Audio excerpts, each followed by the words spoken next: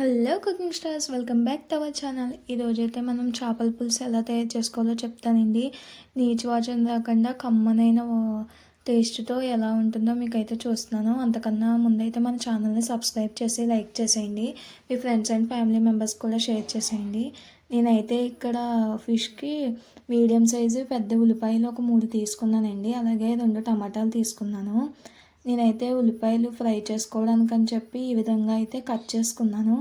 మనం ఉల్లిపాయలు తీసుకున్నప్పుడైతే మధ్యలో తీసేస్తారు కదండి, అది ఎందుకు తీస్తారో మీకు తెలిసినట్లయితే నాకు కామెంట్ చేసేయండి. నాకైతే తెలీదు, తీసేయాలంటారని చెప్పి తీసేసాను.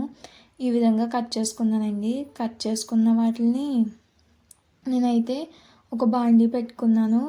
ఆ బాండీ పెట్టుకొని ఆయిల్ యాడ్ చేసుకొని ఫ్రై చేసేసుకున్నానండి. మరీ ఎక్కువ ఫ్రై అయిన అవసరం లేదు. కొంచెం సాల్ట్ కూడా యాడ్ చేసుకొని ఫ్రై చేసుకోండి, కొంచెం గమ్మున ఫ్రై అవుతాయి. ఇలా ఫ్రై అవుతున్నాయి కదండి. ఇప్పుడు మసాలా అనేది చేసేసుకుందాం మనం. దాంట్లో ధనియాలు, జీలకర్ర, అల్లం, వెల్లుల్లిపాయి, దాల్చిన చెక్క, లవంగాలు, మిరియాలు, ఒక మొగ్గ యాడ్ చేసుకొని పేస్ట్ అనేది చేసుకోండి. ఇప్పుడైతే మన ఆనియన్స్ ఫ్రై అయిపోయినాయి కాబట్టి అవి చల్లారి పెట్టుకోవాలండి. ఈలోపు మనం ఫిష్లో కొంచెం ఉప్పు, కారం, పసుపు, అలాగే మనం ముందుగా ఆడిపెట్టుకున్న మసాలా కూడా యాడ్ చేసుకొని కలిపేసుకోండి ఒక 15 మినిట్స్ ముందు.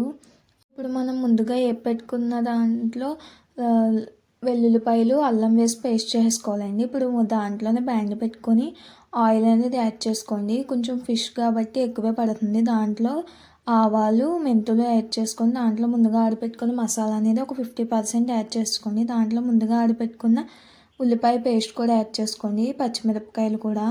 ఇప్పుడు మనం ముందుగా కలిపి పెట్టుకున్న తర్వాత ఫిష్ ఉంటుంది కదండి, ఆ ఫిష్ని అయితే వేసి పెట్టేసుకోండి. సిమ్లోనే చేయాలండి.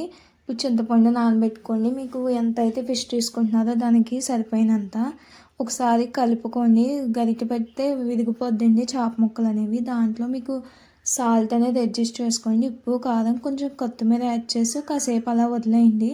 వదిలేసిన తర్వాత వాటర్ అనేది యాడ్ చేసుకోండి. ఫిష్ కర్రీలో వాటర్ యాడ్ చేసిన తర్వాత ఒక 5 మినిట్స్ హై ఫ్లేమ్లో పెట్టి అయితే మరిగించుకోవాలండి పులుసుని. మరిగిన తర్వాత చింతపండు రసాన్ని అయితే యాడ్ చేసుకోండి. చింతపండు రసాన్ని వేసి ఒకసారి తిప్పుకోండి. తిప్పుకున్న తర్వాత ఇప్పుడు మసాలా మిగిలినది ఉంటుంది కదండి, అది వేసేసుకోండి. తర్వాత ఇప్పుడు గ్యాస్ అనేది సిమ్ చేసేసుకొని ఒక 15 నిమిషాల పాటు ఉడకనివ్వాలండి. మనం ఎంతసేపు ఉడకనిస్తే అంత టేస్ట్ బాగుంటుందండి. ఇప్పుడు దానిపైన కొత్తిమీర వేసి చేసుకుంటే అయిపోయిందండి మన కమ్మనైన చేపల పులుసు అయితే. మీరు కూడా ట్రై చేసి ఎలా వచ్చిందో నాకు చెప్పండి. Thanks for